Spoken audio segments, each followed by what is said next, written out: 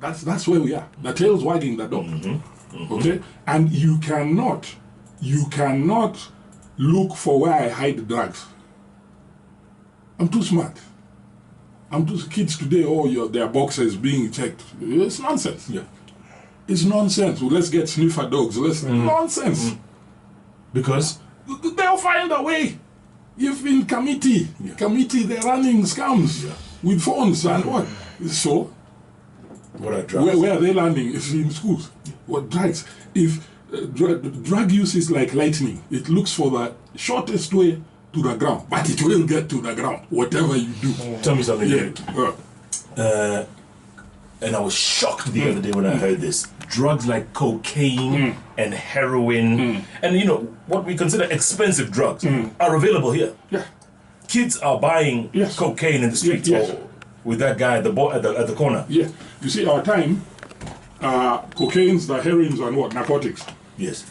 Relatively less. Yeah. It was like booze, weed, and then a cliquish kind of thing. Then it became Nairobi and Mombasa. Okay? Now there is what we call medically assisted therapy. So you've been using heroin, you're given methadone, which mimics in the brain the same effect as heroin. So it takes away the craving. So was being done in Mathare Hospital and someplace in Gara at a government clinic for Nairobi and in Mombasa. Now we have a mad clinic now in Kisumu. This is for heroin, etc., narcotic use. How is it in Kisumu? And then I'm hearing the place is going to go in Central. So it's getting bigger and bigger, and you're wondering, because when I left rehab, started going home, by the way, on first, a few day before, 2-3 days ago, was my second birthday. Because on the 1st of October 2000, 18 years ago, that's when I landed in rehab. So I have 2 birthdays, like any other recovering addict. So, and you've done 18 years? Yeah, this is my 18th. No alcohol? No alcohol, no other drugs. Not what? And as we are talking, the National Alcohol Awareness Month, that's why I also set it October, apart from other reasons. The theme this year is alcohol, a community problem? Question mark? Question mark. And as we are talking, there's a very good friend of mine, and I'm just saying if she's listening to this program, because she had a relapse yesterday. Oh, no. And she's out there somewhere. Oh, no. Okay? And not picking the phones and whatever. So you know who I'm talking about. If you're out there, if you're listening to this program, you know who you're supposed to call, or let me hold your hand and pull you back up. It's no big deal. How long was she in rehab? She cleared the 3 months, has done some good clean time. And was recovering well? Well. How do you know she slipped? Yesterday, conversations. So we're hunting several places. I don't want to say where because then some people who know. Yes, you know who it is. But I'm saying generally anybody else who's relapsed, it's not a big deal. Yeah, it happens all the time. The relapse was, I had. The relapse was yesterday. So that yesterday is gone. So whoever's listening, what you do about it today is what matters. You drank yesterday is dead and gone. Tomorrow we don't know. So today is the only day you have in the bank. Reach out. We all had, many of us, well, I did, had a relapse. So it's not an issue. It's what you do about it that matters. And you know if you continue, you're going to die. Absolutely. If you're listening to David out there, you know who you are. Just reach out. It's okay. He says it is all right to fall off the wagon and get back on again. Callistus Murunga. He's actually in Doha, Qatar, right? He says, good morning, guys. Jeff, my 2 younger brothers resorted to drinking while in high school, and now it is worse. They started stealing from our parents to buy the drugs. Our last born brother has dropped out of college twice because of drugs. I need this man to talk to them. What's your mobile number? If you want to give that out, or you want him to reach, how do you want him to reach out to you? He's in Doha, by the way. Yeah, I can give the number, Facebook, Google David Ogot. I'll give the number. Go ahead. Yeah. You can give it now. 0726 005824.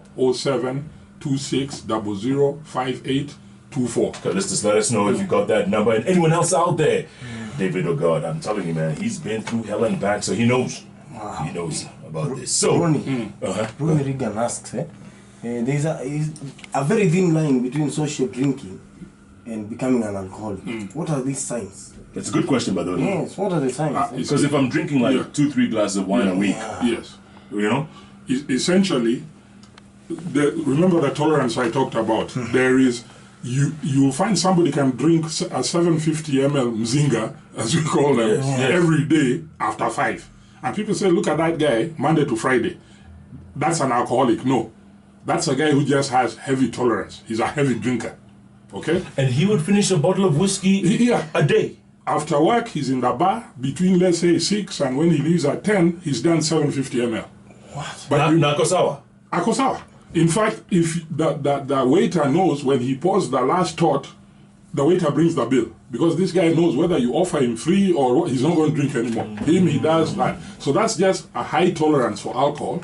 The only damage he's doing is to his insides. It will catch up with him The liver. later, liver and many other organs. Actually, alcohol goes to all the organs. All. Because it's water soluble and all your organs have water. Okay? Then the social drinker is a guy who drinks with no problem to himself or others. Okay. You see, if you even ask somebody, Professor, do you think I drink too much? That's a sign of a problem. Because a social drinker, I'll walk into a function, I find you drinking, Prof. And I say, hey, Prof, you drink? You say, yeah. But when did you start? But I've drank for 15 years. But I've never seen you drink. We've been at functions where there's alcohol because I didn't feel like drinking. A social drinker is take it or leave it. His activities do not revolve around the alcohol. Events. Remember I was saying girlfriend, alcohol, parties, deciding alcohol, everything. So that's the social guy. Social guy. You know, he orders a beer, walks into a place, give me a beer, opens the beer, then says, no, give me a juice. He's opened, he's going to pay for it. It's a take it or leave, it's not an issue. Oh. It's not an issue. It's like my hair. No, your hair's an issue. In other words, I wake up today Yes. and I say, I'm doing dreadlocks. Then I say, no, let me just go. Or I go and I say, cut it all. You know, it's neither here nor there. But once it is a problem and you keep saying, no, I need to cut down, and then you are not cutting down, and then you are still getting problems, and people are talking about it. Once people talk about your drinking, however casual, with even you, in other words, they've noticed there's a problem. And this applies to women as well. And women, it's worse. The amount of alcohol you're supposed to drink in a day, safe. So when we're talking alcohol, whether it's Changa, champagne, Muratina, Busa, finest whiskey, we're talking ethanol. The only alcohol which humans can consume with some relative safety. Using a beer, everybody knows, worldwide, Tusker is 2 Tuskers per day, maximum, in a 24-hour period for men. 2. Glass of wine? Which is equivalent to ethanol content to approximately 2 glasses of wine or 2 tots of average strength spirits. 2 tots. Yani a double. A double. Yes. In a 24-hour period. And then for women, half. Of all that. Why women half? Not that they're weaker. Alcohol, as I said, is water soluble. Now, women have less water because they have more body fat than men. So it's like pouring the same amount in a smaller mutungi. It overflows. Right. Plus some other, what do you call them, chemicals you need for processing the alcohol, digesting it. Women have less of some and some other different ones because they're able to give birth, we are not. So even for them, women were not built to drink alcohol. They were not. In short. Huh? Yeah, because of their ability to give birth, carry babies, fetus, babies, give birth. So they have some other chemicals to do that, and they have less of others which are needed to process alcohol. So you gave us this breakdown: 2 beers, 2 glasses of wine, or a double or a shot, right? In a 24-hour period. Correct. If you drink more, now that is safe consumption. Right. And it's usually calculated in units, and those units, when we translate, and I use the beer, everybody knows. Now, how many times a week should you let your body be alcohol free? At least 3. Some people say it's better 4. You should not consume any alcohol at least 3. Let me be generous and make it 3. Give you 4. And no, you cannot save all your units and then drink them all on Saturday, because then, of course, you've gone over But and when was the last time you saw anybody drinking 2 And going home. Never. Though there are guys who do it. Yeah. But for me, I would do I think even 5 big ones like Guinness, Cuba, standing just to What? open the carburetor. Before you sit, standing. You're walking by, you tell the guy, open. Tano. Kwanza. Pop, pop, pop, pop, pop. That's when your body stabilizes, and that's when you have money. If you don't have money, it's changa. Yeah. Huh? Changa. And you do 2 glasses, flash. How big are the glasses? Normal size glass. It's about, 200 and something. And it's full of this thing? Yeah. And you're downing it? Boom. And they have lemons for those who are in need. Because why? Taste. Is it rough? It's like any other spirit. Now, okay. At that point, had you eaten something at least to line your stomach? Eating is money. Money is in short supply, so it is a choice. Of either changa Or yeah. And by this time, once you've crossed into addiction, it simply means your body has adjusted to high levels of ethanol. Yeah. So when the ethanol level is going down like your gas tank in the car, it starts, some cars will give you, like my bike will give me a light, Yep. you know? Yeah, and that then light. the lower it goes, the brighter the light, then it changes to a red one. And then that one, you know you're stopping anytime. So with your body, the withdrawal symptoms. So some people shake, The shakes, yeah. sweat, your voice goes, hallucinations. And hallucinations are visual, you see things which are not there. Auditory, you hear things which are not there. And taste. So suddenly I'm chewing a gum and it's like me, I'm tasting chicken. What? Okay? So you think you're eating a meal? Yes, it tastes like chicken. So But that's a taste hallucination. Okay? do you swallow the chicken? Yeah. And a guy will run across the road. I think there was a guy in Kenyatta Hospital who, in the amenity ward, some years back, you know in the center, it's air. So, nyinyi watu mumenifuata hapa tena. So guys just, witnesses said they saw a guy climbing over the banister, and before they could rush to stop him, and he was shouting, now, today I'm going to deal with you. You followed me even here. What floor is he on? 4th. So hallucinations, he died. Oh. Yeah. And there are guys who have been knocked by cars On the highway. because they are chasing me. And no one's chasing you. And there's nobody. Hallucinations, they're crazy. And it's a withdrawal symptom, and there are many. So some people get 1 or 2, a combination of several. Hallucinations are the worst because it also shows that your addiction is at a very advanced level.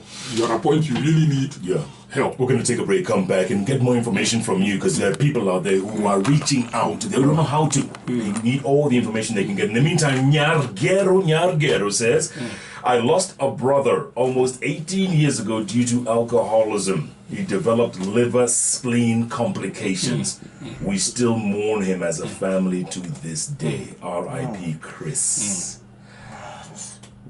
Pole sana Nyargero, Pole sana. Olimu says, what advice, Olimu's in Calgary, Canada, is what advice can you give to someone who is addicted to alcohol but can't admit and doesn't want to get help? We're going to get all those answers in a little short while because a lot of people just are afraid to reach out, are afraid to admit denial is not a river in Egypt. That's what they say, right? In the meantime, Katiba, how do people get in touch with you and your outfit? Yeah, goinghome.com trust.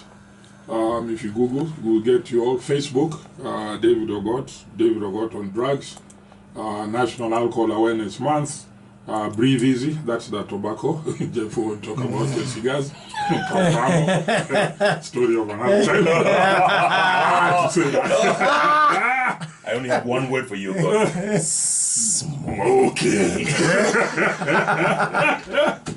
Yeah, and the phone number, I'll give it out again. 0726 005824. The Alcohol Awareness Month is the 15th one. The first one, 204, was alcohol and HIV. Now, Jeff, what you were saying earlier during the break about denial not being a river in Egypt just before the break. Yes. This is a shame-based disease, whether it's alcohol, whether it's other drugs. When we are saying the community, this time I say it's a community problem, because like my friend who's relapsed, somewhere she's sitting drinking, there are people seeing. Where she's drinking, there are people who know her, who know she had stopped, and others.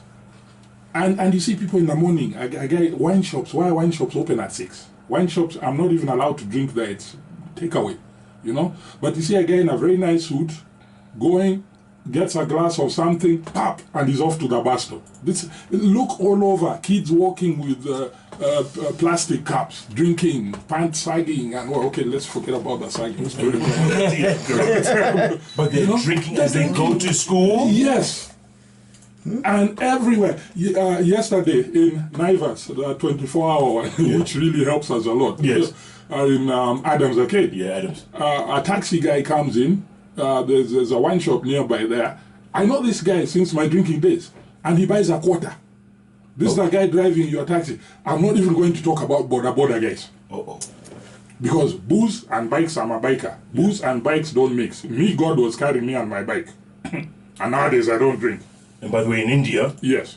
Tell us about your India experience with a bike. Lucifer, number 13. With a skull and crossbone. 250cc mongrel. Different parts. With a monkey on your back. With a monkey, yeah, literally. Yeah, I had a monkey called Ringo, after Ringo of the Beatles. And this monkey you bought in a bar? In the place I was telling you, that Chang'ai equivalent is called Daru. So in a den? In a den. So this Asian guy, Indian guy walks in, he has a monkey, he is a beggar. So I told him, I want that monkey, a baby monkey. So I told him, I don't know where that came from. I love pets, I love animals. So I said, I want the monkey. So I didn't have money, so I said, I have jeans. And for that time I was there, jeans was a big thing for Indian. You have jeans? You have jeans? American jeans? So I gave him, I think, 3 or 4 pairs of old jeans. And he gave me the monkey. And you would ride with this monkey? Yes. I got a very thin chain for it, so it would sit on the bike in front, on top of the petrol tank, holding the whatever with one hand, sometimes in my shirt. And when there were football matches, you know, Kenyans versus Nigerians, Kenyans, whatever, I would go around the pitch, you know, several times, speaking in tongues, literally. So I was resident witch doctor. And guys would buy me booze. Is it anything to get the booze? Yeah. Now the bike, I painted it red. Then, because red is danger, then a skull and crossbone. Then, what name can I use? Lucifer. And then, which is the number people feel is unlucky, what? 13. And that's why, Prof, you can see 13 on my back. It's still your number? That's our number. Because the first office we opened in Hurlingham was apartment number 13. There's a program I've been trying to get into. I won't mention. And I got into it, finally. The other day, last week, and the parking we got was number 13. And there's so many 13. Listen, tweets are coming in very thick and fast. Winnie Mogoyo, she says, this is so sad. It reminds me of my late dad who was an addict. And remember Nyargero said she lost her brother 18 years ago? Yes. What do these people need to do? You know, family members. Now, what happens? The other day, for example, there was a bill coming up for cancelling. And last minute, before, you know, public participation closed, a group of people threw in that you cannot do cancelling unless you have a master's and above. In short, there's vested interests. But this is a very simple thing. It is a very simple thing. It's like Animal Farm. You can read it in nursery, you can read it to kids in primary, you can do it as a PhD. So we are looking at it from the point of view of you can read it in nursery. If your person dies before you get them help, that family needs counseling to come to terms and let their person go, to understand what happened. Otherwise, it's going to be with them. You see the pain she's talking about. It's going to be with them. They will fight. No, if you hadn't done this, he would be, no, if we should have, I told you we take him to, no, they will fight. And the person you are fighting over has gone. Let me ask you this. Yes. If her dad died an alcoholic, Yes. what are the chances the DNA will be passed on? Is she likely to become an alcoholic? Now, what happens? It runs in families. Okay. Now, chances are that that generation, it can get the older kids. Some of them skip all of them, but then the next generation, all of them. So it's genes. Yeah. Okay. There's many descriptions of alcoholism as there's types of alcohol. Okay, so I'm not even going to go there. Right. But what happens as we come from the point of view that is a disease, genetic based, needs an environment where you can access alcohol or these other drugs. Yeah. But let me stick to alcohol. So, for example, if I have those genes, but I was born in Qatar, somewhere where there's, or I was born and my religion is a Muslim, I have lesser chances because my environment would not be one where I would pick in the first place. I see. Okay? So first you need the genes, then the environment. And then you need to pick up, alcohol does not cause alcoholism, by the way. Because if alcohol caused alcoholism, everybody who drank would end up alcoholic.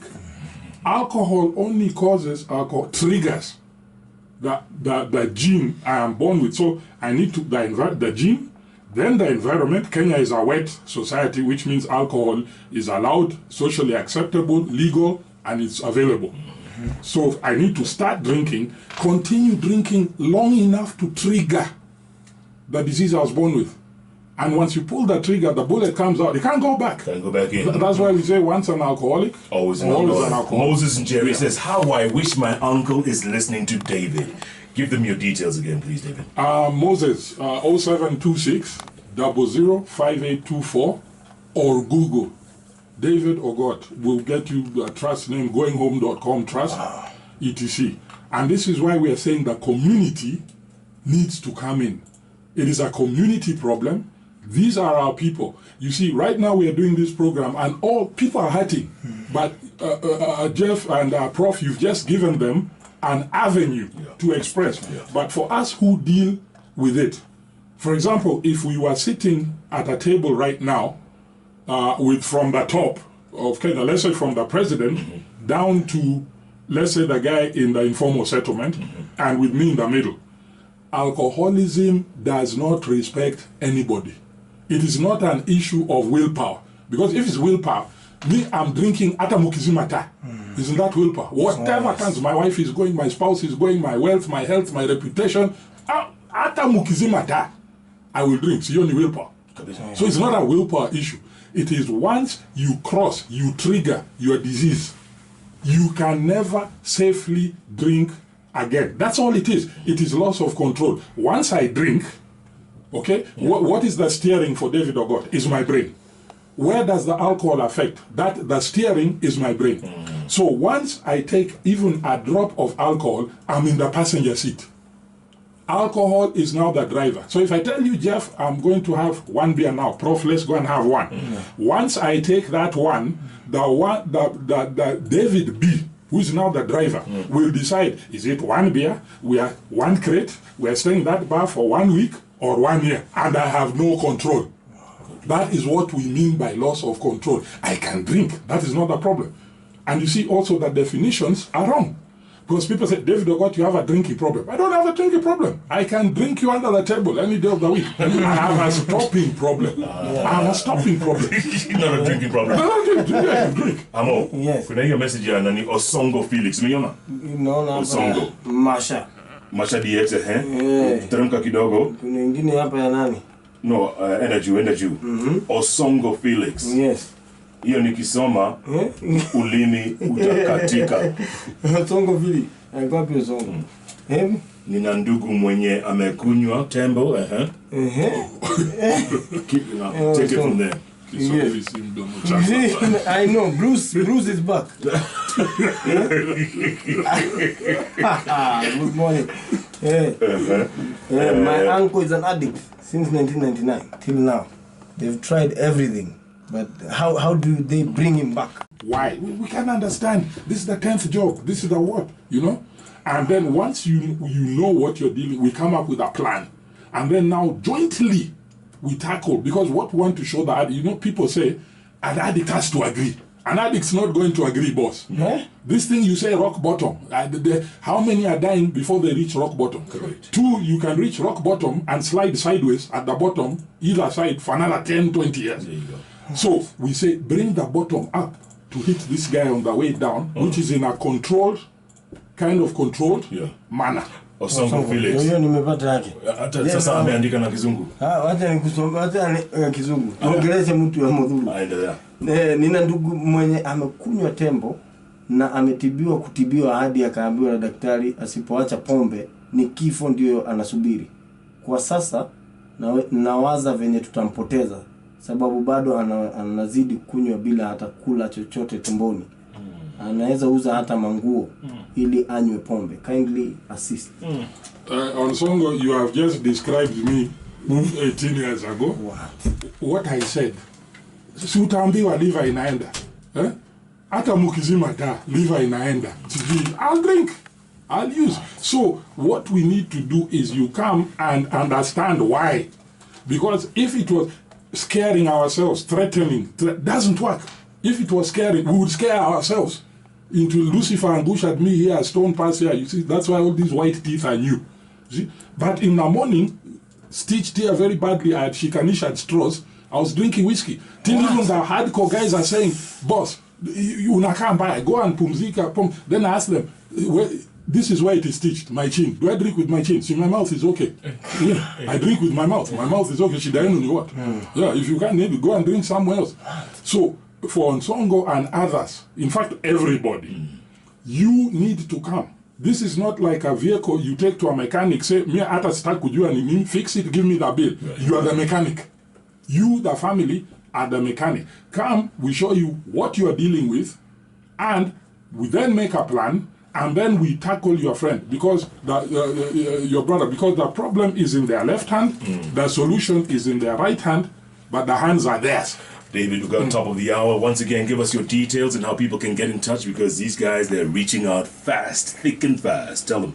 0726 00 5824, or Google goinghome.com trust, or Google David Ogot, and you will find us. As you are Googling, you'll also find a lot of people we work with who are my former patients. And incidentally, one big thing, Jeff, if you just allow me to say, and Prof. Yes. If somebody tells you, come, it's a rehab or a counselor, whatever, we can fix your person, run away. No human power has the power to change another human being, whether it's an addict or what. What you need to do is change yourself. Then the addict is forced to change to deal with your new attitude. And that is the way we get them to change. Michael Jackson said, man in the mirror. I wanted to quote Nyashinsky, but there's no time. Which one? How I know watch Better yet, now you know. Or now you know. Actually, now you know, I think is what I'll end with. Yes. Because I'm telling guys, this thing, you have to stop. Because if I went back to drinking, like Nashinsi said with me, I would still crash you. So kama when in newcomer, kunywa pole pole. Usijifanye sana, because utafika rehab, hiyo ndio inaendanga. Nashinski. Yes, folks, remember this name, David Ogot. Goinghome.com. This man, been there, done that, got the t-shirt, and now has been drug and alcohol free for more than 18 years. Somebody was asking real quick, those things you carry in your belts and stuff, what is that stuff? Camera, phones. Phone, this is for my... I designed this, by the way, I want to patent it. It's called an accessory holster. Because I wear t-shirts. We call it a man bag. I wear t-shirts for the last 16 years. So, this is what we call... Candid interviews with decision makers.